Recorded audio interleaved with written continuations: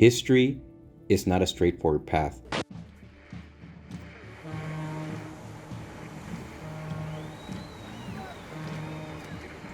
Nor is it a gentle stream.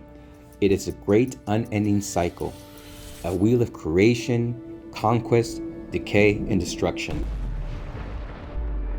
Empires rise through the fire of their heart, only to crumble when their fire turns cold. But this cycle is not inevitable. The eternal question is this: why do the mighty fall, and how can we ensure they rise again? The greatest minds in history have wrestled with this question. Edward Gibbons, in The Decline and Fall of the Roman Empire, said, "The story of its ruins is simple and obvious, and instead of inquiring why the Roman Empire was destroyed, we should rather be surprised that it had subsisted for so long." Gibbons saw the poison of the complacency, the slow rot of decadence. Oswald Spengler, in The Decline of the West, warned us of the seasons of civilization.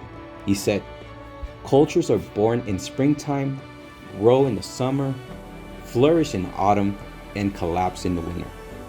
The West is now in a long, cold winter. But no voice spoke with greater clarity than Ibn Khaldun, the 14th century scholar who gave us the concept of Asabiyyah, a word that echoes through the ages. In his Muqaddimah, Ibn Khaldun wrote, "Asabiyyah is the secret of the strength, the lifeblood of civilization. It is the glue that binds people together, the fire that fuels conquest, and the foundation of royal authority. Without it, no destiny can rise, and no empire can endure." Asabiyyah means group solidarity, the unity that transforms individuals into a single, unstoppable force. It is born in the frontiers, in tribes, in small cohesive groups forged by hardship, struggle, and shaped purpose. The Bedouin tribes who swept across Arabia carried it in their hearts. The Romans built their republic upon it. Even the Mongols, scattered and fragmented, became a storm of destruction when their Asabiyyah was ignited by Genghis Khan. But what Ibn Khaldun saw was that Asabiyyah fades as empires grow rich and rulers grow soft. Wealth and luxury breeds division. The fire of solidarity dies and the civilization begins to decay. He wrote, "Luxury corrupts the moral of the people, leading to a state of decadence. This is the road to ruins." The West today is a civilization without Asabiyyah. Its institutions are fractured. Its communities are atomized. The solidarity that built cathedrals, forged nations, and conquered continents has dissolved into selfishness, apathy, and despair.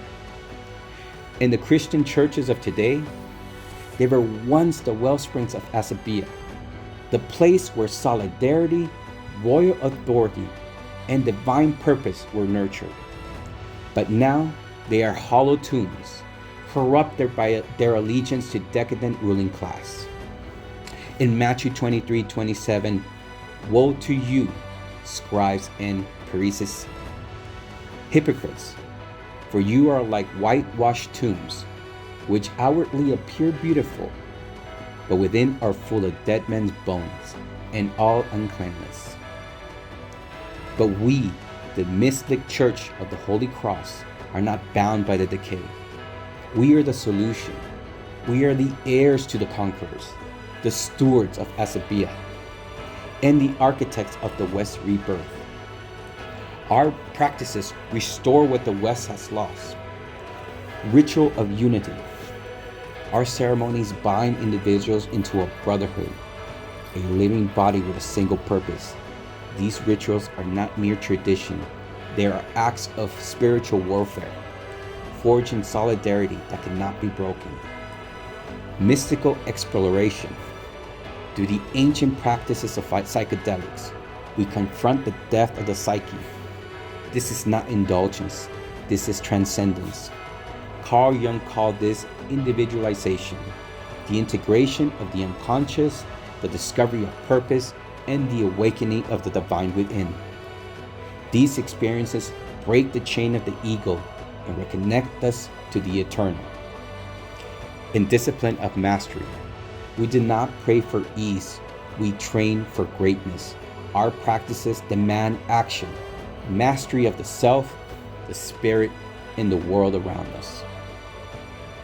We conquer in every way, spiritually, by reclaiming our sacred and restoring to the divine frontier.